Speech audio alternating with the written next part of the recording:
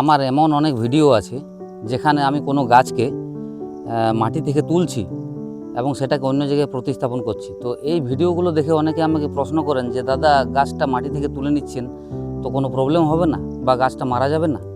তো এই বিষয় নিয়ে আজকে আমি এই ভিডিওটা করতে চলেছি।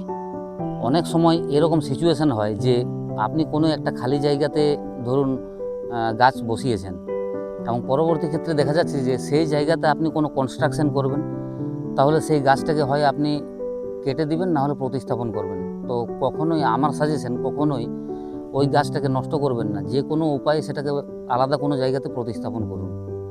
তাহলে এই যে প্রতিস্থাপন করবেন সেটা কিভাবে করবেন, বিশেষ কিছু পদ্ধতি আছে এবং সময় আছে, সেই অনুযায়ী যদি করেন তাহলে কোনোভাবেই সেই গাছটার কোনো ক্ষতি হবে না এবং খুব ভালোভাবে সারভাইভ করবে।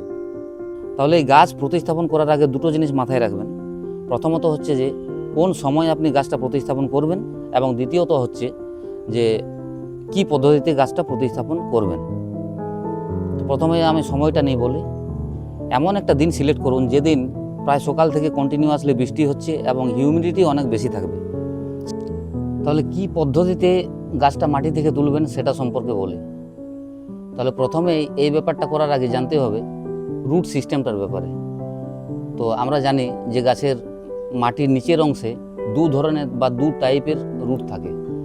একটা হচ্ছে ফাইব্রাস রুট বা ফিডার রুট, যে রুটগুলো দেখতে চুলের মতো অনেক পাতলা পাতলা রুট, বা এটাকে সেকেন্ডারি রুটও বলা হয়।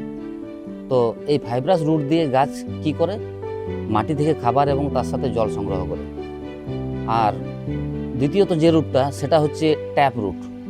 ট্যাপ রুট সোজা, এটা দেখতে মোটা এবং অনেক লম্বা, মাটির গভীরে চলে যায়।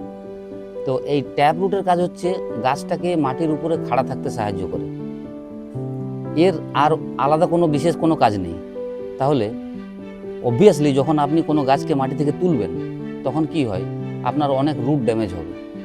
তো সবসময় চেষ্টা করবেন যে এই ফাইব্রাস রুটগুলো যেন বেশি পরিমাণে থাকে, খুব একটা বেশি যেন ড্যামেজ না হয়। আর ট্যাপ রুট আপনি গোড়া থেকে কেটে দিতে পারেন, তাতে আপনার গাছটার কোনো ক্ষতি হবে না। এইভাবে আপনি গাছটা এক জায়গা থেকে আরেক জায়গায় প্রতিস্থাপন করুন, এতে কোনো প্রবলেম হবে না, গাছটা আপনার সারভাইভ করে যাবে।